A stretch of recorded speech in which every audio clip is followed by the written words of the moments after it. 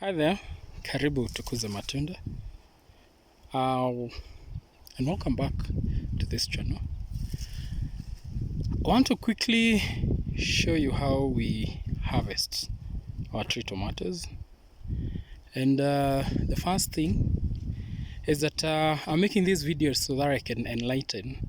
I'll just share the little that I know about these fruits. Is that when the fruits turn color and you get this appealing red. I don't know what shade of red this is, but I know it's red. One tip that I always share with, or rather I tell farmers, is that please don't be in a hurry to pick fruits that are not yet ripe for the market.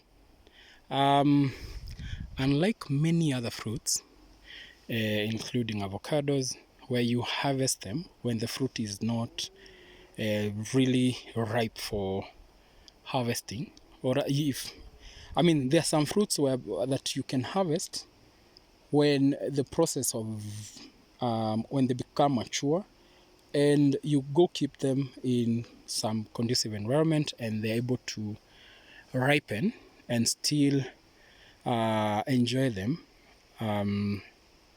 when without compromising on quality and especially taste.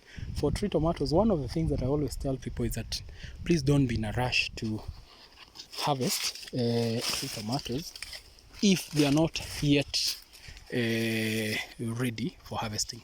So here you see that bunch has a few fruits. On this particular one, this is a perfect one to use. You can see different shades of red, right? Sorry, I hope that is clear. And we only pick the very red ones for the best results. Please, in fact, I always say if the fruit is not 97% red, don't. That is the fruit to be harvested tomorrow. So we only harvest the ones that have completely turned color, like these ones. And we ensure that when you're removing the fruit, you make sure that you remove it with this strand. I don't know what to call it. That green thing attaching the fruit. So you remove it and make sure that that is attached. And by doing that, the fruit lasts longer. And in my bucket there, you can see the ones that have picked. You can see. And you also ensure that once you harvest them, don't keep them in direct sunlight, because by doing that you compromise on quality. And if you do this, your customers will be happy, right? You can see this one is not yet. You can see, yes, I'll leave this one. Some of you might think that it's ready for harvesting, but as per our standards, it's not yet fully red. So we will leave it for the next harvest. Why be in a rush? Yet, nature dictates that we only pick the best. And by doing that, the color, or rather the taste, is guaranteed. So here, you can see a few here. This can be harvested. These two are okay. And as you can see, they're very red. So you just twist and pull, right? On this particular bunch, yes, this can be harvested. This other one can be harvested. And make sure that you're gentle so that you don't remove some that are not ready for harvesting. This one, of course. And be gentle even as you place them in the container that you're using to, for harvesting. Yeah, these ones will be spared. You can see this one has some green and some yellow. These ones, of course, yeah, see, it has some green, right? This one also has some green, so we leave it, and that is the fruit that we'll be picking in our next harvest. So let me take you to this particular tree. Yeah, See that one?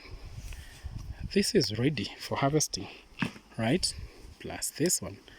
So on this particular bunch, I think we'll only be left with yeah, only 2 will be left behind for the next time harvesting. On this particular one, again, we assess. This one is not ready. This one is ready. And yeah, so these other ones, you can see they still have some yellow and green. We leave them to continue ripening. Even this particular one, I say that they have to be completely red. I'll spare that bunch. On this one has around 2. The rest have some green, and as you can see, we leave them behind.